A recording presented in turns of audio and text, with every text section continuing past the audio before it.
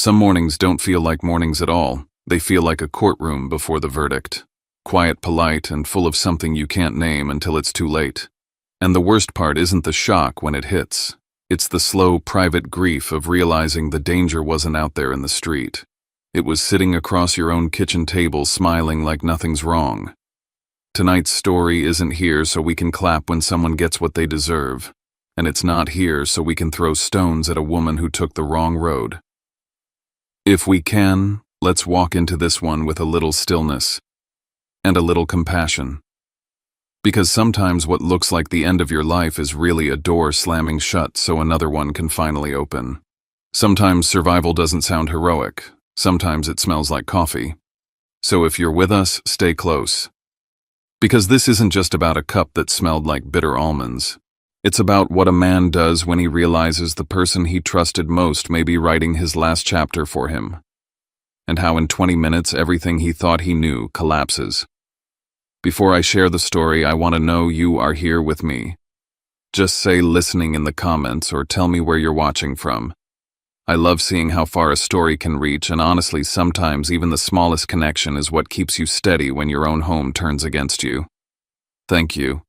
And now, here's my story. If you've ever been made to feel crazy for noticing what's real, please subscribe and stay with me because this isn't just a story for entertainment, it's a warning and a way out. My name is Evander Rook, and I need you to hear what happened next. He said good for us, and Sloan didn't blink. I kept telling myself I was being paranoid, but paranoia didn't make HR send emails. It came through at 11:43 p.m., a flagged message requesting I attend a wellness review, part of the firm's new initiative on mental health and litigation stress. The wording was neutral, almost kind. The part that rattled me was the addendum: we've scheduled you for an individual check-in with Employee Health Services on Friday at 9:00 a.m. I hadn't volunteered for anything, and I sure as hell didn't ask for help. I showed up to that appointment in my best blue suit tie, knotted tight, every pore screaming litigation ready. The HR rep, Melissa or Michelle, I didn't care, led with a smile and a clipboard and started ticking boxes. How many hours do you sleep? Have you noticed irritability? Any use of controlled substances or off-label prescriptions? I knew this dance. Ask enough leading questions, and any tired man looks unstable. I kept my answers clipped, calm, reasonable. But it was clear someone had put my name in that file. That night, I came home to murmurs behind the kitchen door. Sloan and Caldwell stopped speaking the moment they saw me. Sloan smiled, quick and thin. Caldwell sipped tea like it was brandy and asked, "So how'd your little meeting go? Did they give you a clean bill of sanity?" He knew. Somehow he knew. I barely slept. The next morning, there was a thermos on the counter. Homemade. Sloan called it a reset tonic, ginger turmeric, something else I didn't catch. I took a sip. It was bitter metallic. I made it halfway through the kitchen before the world started sliding sideways. Stomach cramps hit first, sharp enough to buckle my knees. Then nausea, cold sweats, my hands shaking too hard to unlock my phone. Sloan appeared suddenly at my side, eyes wide, tears already blooming. She called an ambulance with impressive speed. Caldwell rode along in the back, said nothing, watched everything. At Northwestern Memorial, they ran tests, ruled out the big stuff. No stroke, no heart issue. A nurse checked my pupils twice. I remember her hesitating before she said, "Your symptoms." They look like mild toxin exposure. Nothing lethal but consistent with certain chemicals, low dose, repeated. She asked if I worked around anything unusual. I didn't. I worked in conference rooms. After 2 IV bags and a night of observation, they discharged me with a diagnosis of probable foodborne illness, but I knew better. And worse, I knew the pattern. Because it wasn't the first time.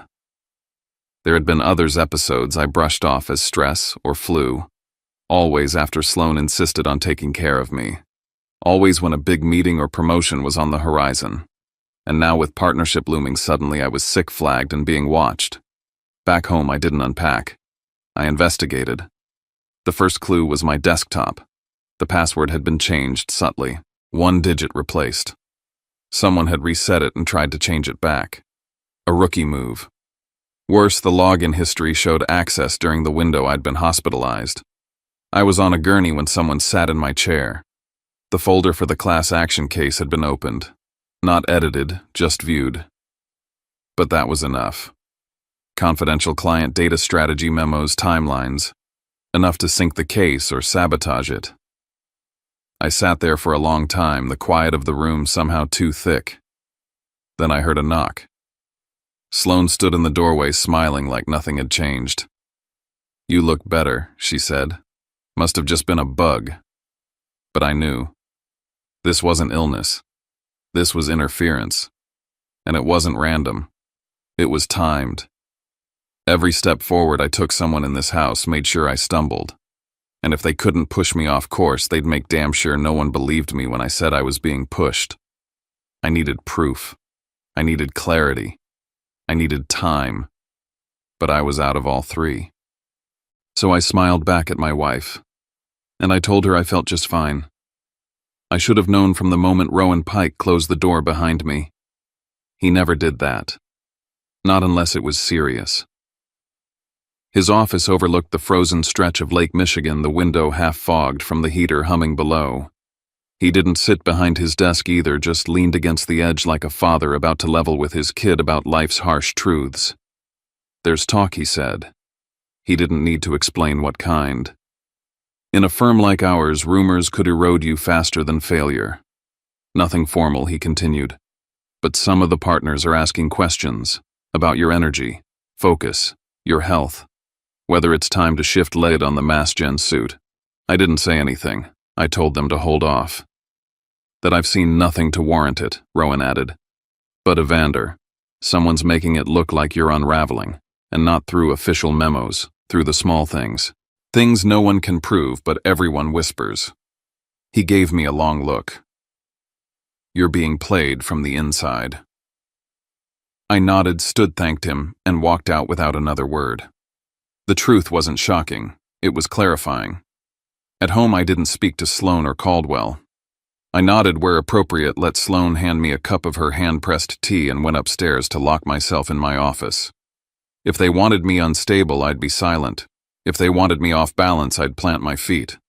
I began backing up all MassGen files to encrypted storage off-network. I reset passwords, enabled two-factor authentication, and placed every trace of firm correspondence outside this house's walls.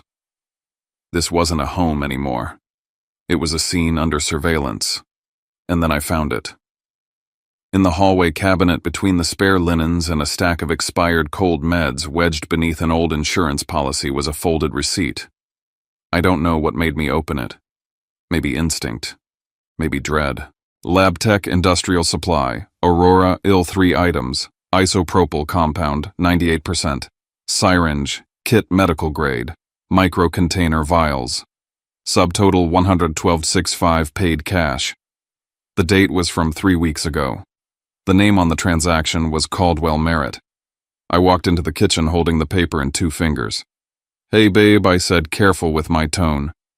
"Do you know what this is?" Sloane didn't even blink. "Oh, that. Yeah, Dad's been doing these weird resin projects, like casting flowers in clear blocks. Said he saw it on YouTube." I raised a brow. "With syringes?" She gave a light laugh. "You'd be surprised what artists use." But there were no art supplies, no flowers and resin blocks, no plastic molds or gloves or droplet cloths in the garage. Just one new toolbox, sleek, untouched, tucked behind our snow tires like it didn't want to be found. Inside that box were more containers. A dropper. A sealed plastic bottle with no label. I didn't open it. I didn't need to. The moment I saw it, a line from the hospital came back sharp. Some cases of low-dose chemical exposure. I returned it to its hiding spot. Quietly, deliberately. My name was still on the deed. If I confronted them now, they'd flip the script in seconds. Later that night, I came home early from a fabricated client dinner and found Caldwell in my office. He wasn't startled. That was the most chilling part. He looked up casually from my laptop hands, mid-hover over the keys. "Need to print the Medicare stuff. Yours is the only one connected to the Wi-Fi," he said. The window he had open was a PDF preview of my upcoming partner meeting schedule. The printer next to him buzzed halfway through, churning out documents that should have never left the firm. I didn't say a word. Sloan came in behind me moments later, gasping like I'd walked in swinging fists. "Evander, what are you doing? You look ready to snap." I didn't say anything. I replied calmly. "You're scaring him," she said. "You've been so on edge lately. Maybe you should talk to someone. It's just a printer." And I realized in that moment that I was already losing control of the narrative. They were baiting me. Any raised voice, any flash of temper was a scene they could replay as evidence. See, he's paranoid, dangerous, unwell. I waited until they both turned in for the night. In the bottom of Caldwell's briefcase, nestled under tax returns and investment flyers, I found it a legal draft. It wasn't signed, but it was real. A proposed durable power of attorney form. It named Sloan as primary agent. It included language for asset management in the event of mental unfitness. No dates, no accusations, just preparation. They weren't just angling to push me off the partner track. They were getting ready to own me. It started with a knock on my glass office door the next morning and an envelope that felt heavier than paper had any right to be, from HR. The message was dressed in polite compliance. "Given recent concerns surrounding your health and well-being and in the interest of firm continuity, the management committee has decided to temporarily reassign oversight of MassGen to senior counsel." I stopped reading. It was done. They were moving me sideways off the case I'd bled for, the one that was my ticket to partner. And they weren't doing it with a firing. They were doing it with concern. Every word in that memo had been polished by legal. Every line made it sound like a favor, a safety net, a collaborative decision. But it was death by policy, professional exile without cause. I went back to my office, closed the blinds, and opened a blank document. I started writing, every date, every incident. I charted the first dizzy spell, the night in the ER, the day Caldwell moved in, the HR evaluation, the opened folder, the printer logs, the fake concern. Every event layered over the last like sediment. Then I laid a trap. On my laptop, I created a folder titled MassGen, Internal Revisions. Inside, I placed a decoy file, a harmless document embedded with a tracker that would notify me the moment it was opened and log which device did it. I hid the folder just deep enough to draw a digger. Not so deep as to make it look baited. Then I ordered a small motion-sensing camera from the same site I used for home depositions. I had it delivered to the office. I wasn't just being watched. I was now watching back. That afternoon, I went to River North for a double espresso. It wasn't about the caffeine, it was calibration. I wanted to lock the memory of normal into my senses, how fresh coffee should smell, how it should feel. So when the almond bitterness came again, I'd know it wasn't stress or imagination. Then I drove to Aurora.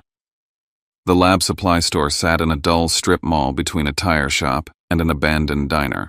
I walked in like I belonged, showed the clerk the receipt, and asked if they could confirm the transaction. "Customer privacy," he said. So I changed tack. "Here's the deal," I said. "I'm a lawyer. There's a potential case of identity fraud, and I just need to verify this isn't connected. If you can't tell me who bought it, fine. Can you confirm if this was paid in cash or card? That's all I need." He hesitated, then nodded. "Cash. And do these purchases happen often? Like, is this a one-time thing or a regular?" He shrugged. "Can't say. Maybe check your security team." Cameras loop every 30 days, though. That was all I needed. Back home, the house was humming like usual. Caldwell sat in his usual chair at the kitchen island, sipping from one of our mugs. "You're home late," he said, not looking up. "You always know my schedule?" I asked. He grinned. "You're a creature of habit." Sloan came in from the back patio, brow pinched like I'd already done something wrong. "You're dodging again," she said. "Don't you think I notice? Where do you go for hours? What are you hiding?" It was a performance, but a good one. They weren't trying to win. They were trying to get me to lose. I checked the tracker file that night. It had been opened. Not just opened, downloaded onto a secondary device I didn't recognize. There was now digital proof that someone inside this house had accessed a private legal file under false pretenses. Then the next blow landed. An alert from my bank. A failed attempt to authorize access to my financial accounts, one that would have added Sloan as a joint signer. It was logged under maintenance request. They were accelerating. The next morning I called the chemical supply store, pushed a little harder. The man on the phone confirmed there had been not one but 3 purchases over the past 2 months. All similar items, all paid in cash. There was no art project. This was dosing, and if the pattern held, another dose was due soon. I sat in my car staring through the windshield at the frost-rimed world beyond it and realized the most dangerous part of this wasn't the chemicals or the lies. It was the fact that no one outside that house would believe me until it was too late. The pressure didn't arrive all at once. It tightened the way a vice does, quietly, increment by increment, until I realized breathing normally took effort. At the firm, the tone shifted from cautious to managerial. I was no longer being asked how I was holding up. I was being told what would be best for everyone. HR called it a temporary measure, a precaution, a chance to recharge. The MassGen case would be redistributed just partially, just until I was back to full capacity. The language was clean. The effect was surgical. I was being moved away from the center without anyone admitting they were cutting. Rowan didn't fight it the way he would have before. He pulled me aside, eyes tired, and said he was running out of leverage. They're framing it as protection, he told me. Once that sticks, everything you do looks like resistance. I thanked him and walked out, already understanding that whatever came next wouldn't be handled in conference rooms. At home, Sloan was waiting with a different kind of meeting. No clipboard this time. Just the couch, soft lighting, her voice calibrated to concern. She asked if I'd been sleeping, if I'd noticed my temper, if I ever felt like people were against me. The questions landed one by one, spaced just far enough apart to feel reasonable. Caldwell sat across from us, hands folded, nodding along like a man watching a doctor deliver a diagnosis he'd already paid for. I didn't argue. I didn't defend myself. I let the silence stretch. That more than anything unsettled them. Upstairs, behind a locked door, I reviewed the logs. The tracker had done its job. The decoy file had been accessed twice since the last check, both times from a device not registered to me, both times during hours when I was either at work or asleep. I captured screenshots, exported metadata, and stored everything on an encrypted drive that never came home with me. I emailed copies to a colleague I trusted, a former clerk who understood that sometimes evidence mattered more if you didn't have it on you. I also scheduled tests, not the kind HR liked, blood, urine, hair. I told the physician exactly why. I didn't want a diagnosis. I wanted exposure data. I wanted timestamps inside my own body. That night they escalated. I had just closed my office door when voices rose downstairs. A thud, then another. Caldwell shouted my name. Sloan screamed. I opened the door to find them standing just far enough apart to look like a scene. The front door was open. A neighbor hovered on the sidewalk. Sloan's voice shook as she said I'd locked myself away, that she was afraid I might hurt myself. Caldwell added that I'd been acting erratic for weeks. I understood the trap the moment it closed. If I protested, I'd be confirming their story. If I left, I'd abandon the house, the evidence, the ground they were trying to seize. When a squad car rolled up for a wellness check, my hands stayed visible, my voice level. I answered every question with facts, dates, events, no emotion. The officers exchanged glances, unsure which version of me they'd been called to meet. They left without incident, but the message was delivered. They could summon authority whenever they wanted. And next time it might not end so cleanly. Later, alone in the garage, I reviewed footage from the camera I'd placed weeks earlier. Caldwell walked without his cane when he thought no one was watching, lifted boxes, bent at the waist. The injury that justified his presence dissolved the moment privacy did. I copied the clips and sent them out of the house. I also found new paperwork, a revised beneficiary form, an unsigned but prepared insurance document, language that transferred control if I were deemed incapacitated. It wasn't about concern. It was about access. That night I set a rule for myself and wrote it down where I could see it every morning. I would not react. I would record. I would let them believe their pressure was working because pressure makes people careless, and careless people leave trails. The call came before sunrise. Rowan again. His voice was tight. The partner vote had been moved up. 48 hours. HR wanted me to stay home the day of the meeting, citing health. They didn't want unpredictability in the room. They wanted absence. The timing was too perfect to be coincidence. Everything they'd done converged on that window. I checked my email and found a message I hadn't opened yet, flagged urgent, describing concerns about my mental state. The language was familiar, polished, anonymous. It read like someone who knew the firm's voice from the inside. Later that morning, the lab called. The results weren't dramatic, but they were enough. Markers consistent with repeated low-level exposure. Not food poisoning. Not anxiety. A pattern. Objective. Documented. I thanked the technician and asked for a written summary. I reached out to a contact I'd made years ago, an investigator who now consulted on white-collar cases. I didn't accuse anyone. I laid out facts, timelines, receipts, medical notes. I asked how to preserve a scene if something happened. He listened, then told me to stop confronting anyone and start documenting everything. Back home, the house felt staged, too quiet. Sloan hovered, offering supplements, tea, anything to help me rest. Caldwell leaned into the role of the worried father, telling me to slow down, to trust them. They suggested I take something to sleep, something to calm my nerves. I agreed. I set up the last cameras that afternoon. Kitchen, dining table, hallway. I aligned mugs on the counter, identical clean. I sent one final packet of evidence out of the house and deleted the originals. Then I let my shoulders slump. Let my voice thin. Let them see what they expected. That evening, another alert came through. A small transfer attempt. A change request. Someone was testing the gate. Then Rowan called one last time. He told me a report had circulated internally describing me as unstable, possibly self-harming. It cited concern from a family member. It carried weight. I sat at the dining table while Sloan talked about making coffee in the morning so we could talk calmly before everything blew over. Caldwell watched me like an investor watching the market close. I nodded. I told them I was exhausted. I let them think the house had finally won. Upstairs, I lay awake, listening to the pipes click and the floorboards shift. I knew what was coming. I knew when, and for the first time since this began, I wasn't afraid. Morning would bring a cup, and with it an answer no one could walk away from. Dawn in Chicago is usually a muted gray thing, light seeping through like it's negotiating its way in.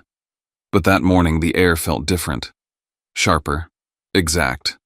As if the city understood something was about to break. I woke before my alarm. My body still carried the exhaustion from weeks of low-grade poisoning, but my mind was clear in a way I hadn't felt in months. I lay still for a moment, listening to the house. Silence. The kind of silence that meant everyone was awake before they wanted me awake. I sat up, checked my phone, and saw the automated notification all the camera feeds had uploaded their final overnight sync to off-site storage. The evidence was safe. Even if my devices disappeared today, the data wouldn't. A second notification came in, this one from Rowan. Partner vote moved up. HR still insisting you stay home today. Call me when you can, and Evander, be careful. They're expecting something. The message confirmed what I already knew. Whatever they planned, it had to happen before the meeting. I walked downstairs. The kitchen was staged like a photograph, sunlight coming through the blinds in deliberate stripes, 2 identical white stone mugs on the table, the carafe steaming, a dish towel folded neatly beside the sink. Sloan never folded it like that. Only when she wanted things to look controlled. She turned when she heard me. "You're up early," she said softly, as if afraid to disrupt the spell. "Sit. I'll make your coffee. It'll help you settle before you talk to HR again." Her tone was almost tender, but I recognized the scanning in her eyes, checking my pupils, my posture, reading whether the performance she expected from me was still intact. Caldwell sat at the table, leaning back like a lord of the manor, hands folded over his stomach. His cane rested beside him, though he wasn't touching it. His stare locked onto me the moment I entered. "You'll need something strong today," he said. "Big decisions. Not your decisions. Theirs." I took my seat, said nothing. Sloane brought the mug to me, placed it directly in front of me and brushed her fingers against the handle like she was giving me something fragile. I lifted it. The smell hit instantly. Sweet, sharp, chemical. Overlaid with the distinct, unmistakable scent I'd trained myself to recognize by comparing it to untouched espresso for weeks. Bitter almonds. I didn't flinch, but I let the pause sit long enough for the camera to capture my hesitation. Long enough for Sloane's breath to hitch while she waited. "Drink it while it's hot," she urged, voice thinly veiled with anticipation. Caldwell smirked. I placed the mug down gently. "1 second," I said. "I need to wash my face." Still not feeling great. Sloane's eyes flickered surprise, then recalculation. Caldwell looked annoyed. But I stood, walked down the hallway, and made sure to pass the exact camera angle that showed the mug still untouched on the table. In the bathroom, I didn't wash my face. I just counted 5, 10, 15 seconds. Enough time to look natural. Enough for the footage to show I hadn't tampered with anything yet. I returned to the kitchen. "Sorry," I said, taking my seat again. "Let me take care of something first." I turned to Caldwell. "You look tired this morning. Let me make you a fresh cup stronger. You always say you like yours bold." His eyes brightened with a gluttonous pride. He tried to wave me off, but the eagerness betrayed him. Sloane opened her mouth, but I cut in smoothly. "Let me get it for you. It's the least I can do."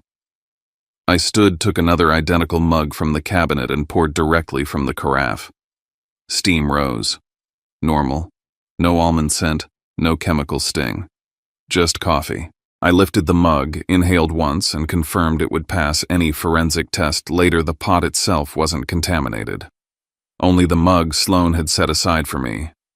Back at the table, I placed the fresh mug before Caldwell. Then casually, I adjusted the napkin, nudged the spoon, and shifted the 2 mugs as if clearing space. The poisoned mug slid into his reach. He didn't hesitate. He wrapped both hands around it, lifted it to his lips, and took a long, satisfied drink. "That's more like it," he said. I lifted my own safe mug and took a sip. Smooth, normal grounding. I set it down exactly where the camera could see. 10 minutes passed. Caldwell shifted in his seat, rubbed his chest. "Tightness," he muttered. "Damn reflux." Sloane glanced at him, then at me. 5 more minutes. His breathing grew ragged. His forehead flushed deep red. His hand shook as he reached for the table. "You okay?" I asked lightly. He opened his mouth to speak, but only a wet gasp came out. His eyes bulged. His chair skidded back violently as he collapsed sideways. Sloane screamed, but not the way a daughter screams for her father. She screamed the way someone screams when their plan misfires. She lunged toward him and shouted, "No! Not that one you weren't supposed to." Then she froze, realizing what she'd said. I didn't move toward Caldwell. I didn't have to. My role now was evidence, not aid. I pulled out my phone and dialed 911. "Yes," I said calmly. "We have a medical emergency. Possible poisoning. Adult male, mid-60s. Collapse seizure-like activity. Send paramedics." Sloane grabbed my arm, eyes wild. "Evander, stop. Don't do this. You're making a mistake. Don't call anyone." I freed my arm gently. "You already made the mistake," I said, "and everything is recorded." Her face drained of all color. Paramedics arrived within minutes, the house filled with urgent voices, radio static, and the metallic cry of the stretcher unfolding. They asked questions. I answered efficiently. They inspected the mugs. I pointed out the one he drank from. They noted the scent immediately. One of them whispered, "Smells like cyanogenic compounds." As they wheeled Caldwell out, Rowan called again. "Evander. Are you okay? Something's happening at the firm. We're hearing rumors," I interrupted quietly. Rowan, listen to me. If you don't hear from me later today, this wasn't stress. And it wasn't self-inflicted. Silence. Then understood. Outside, the paramedics loaded Caldwell into the ambulance. Sloane stood in the doorway, chest heaving, her expression gone hollow. Just before the doors closed, he choked out one broken, slurred phrase. Wasn't meant for me. The doors slammed shut. The ambulance pulled away. I stood alone in the kitchen, the scent of almond still lingering in the mug beside me, knowing the quiet part of the war was over. What came next would be loud, public, irreversible. And this time, all the evidence was mine. The police sealed off the kitchen within minutes of the ambulance leaving our street. Yellow gloves, evidence bags labeled markers, flash photography slicing through the stillness my home transformed into a legal battlefield I finally had the advantage in. I guided them methodically through everything. I didn't speculate. I didn't dramatize. I laid out the timeline like a trial attorney: my hospital visits, the anonymous HR complaints, the chemical receipts, the laptop intrusions, the camera logs, the mug swap. Every detail clipped clean, chronological, and verifiable. This is where she placed the mug, I said. This is where I left the room. This is the moment I returned. This is the mug he drank from. Detectives nodded, taking notes, marking positions. For every question, I had a document or a video ready. They collected both mugs, the spoon, the towel, the carafe, even the sugar packets. They dusted for prints. They took swabs from the rim. They logged everything.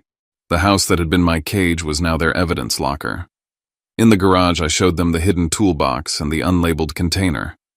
They photographed the placement before touching it. The time-stamped image I'd taken weeks earlier became part of the chain of custody. When they asked why I hadn't reported earlier, I told them the truth, because when you report invisible harm without visible evidence, you become the suspect, not the victim.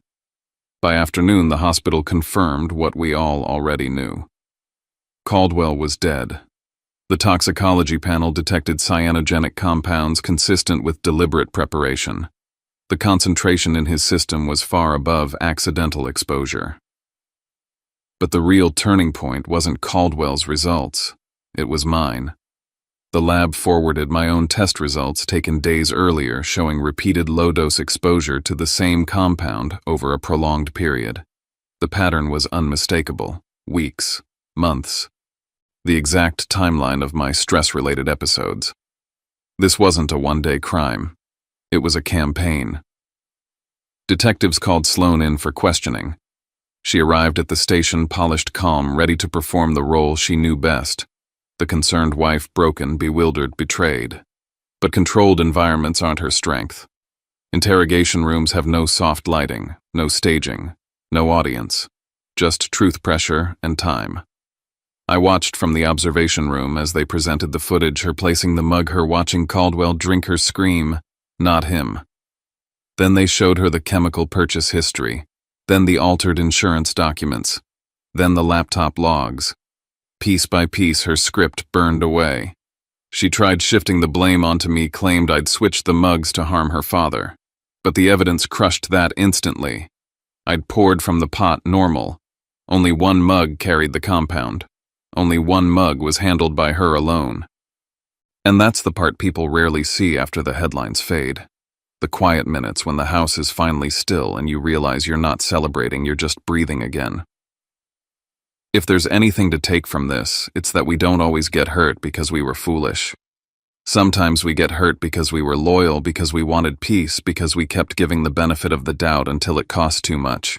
And even then, there's something human that survives your instincts, your dignity, the small choice to keep going.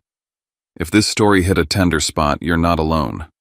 We all carry a moment we didn't think we'd make it through, and somehow we did. So, if you'd like a place where stories like this can be heard without judgment, you're welcome here. You can subscribe not as a click, but as a way to join a community that listens, reflects, and shares what's real. And if you want to leave a few lines in the comments where you're watching from or what part stayed with you, no pressure. I read more than you think. Thanks for sitting with me through this. Take care of yourself, and I'll see you in the next story. It started on a Tuesday. I remember because my calendar was color-coded by client load, and Tuesdays were red, always red.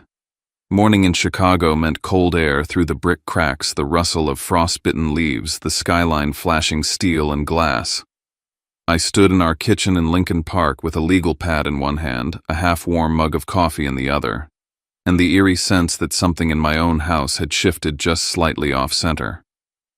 That pad, my prep notes for the deposition, had a corner bent I didn't leave. That coffee, it didn't taste right, like it had been reheated twice. And the silence too curated, too aware. Sloane patted in moments later, all neutral tones and effortless grace, the kind of woman who could make a Tuesday morning look like a spread in Architectural Digest.